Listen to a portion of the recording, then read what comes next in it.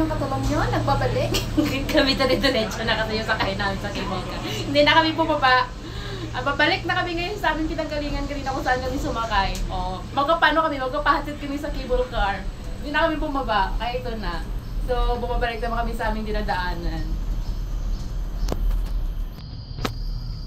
Tingnan niyo mga katulong, maraming cable car. Na pabalik-balik lang. Kahit na konti lang yung tao sa loob, is dire-diretso. So, hindi mo na kailangan pang maghintay ng, or marami talaga ako. Yung 8 katao yung sa loob, hindi. So, as long as na may tao lang sa loob, is okay. So, di ba, tingnan niyo, maganda talaga yung, yung view natin sa baba. Pabalik na to sa pinanggalingan namin kanina. Babalik na kami kasi doon.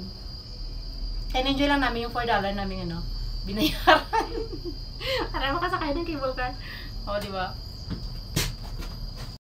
So, sa kabilang banda, ito yung itsura niya. Ito. So, kung nandito ka dyan sa may cable car na ilang bagsak yung cellphone. Ilang bagsak na yung cellphone niya. Kasi nga, talagang kailangan talaga niya mag-selfie. Di ba? Kasi nag-i-enjoy din ako. Kasi kami talaga tingnan niyo, diba? Tapos yung dalawa lang talaga kami sa loob ng cable car.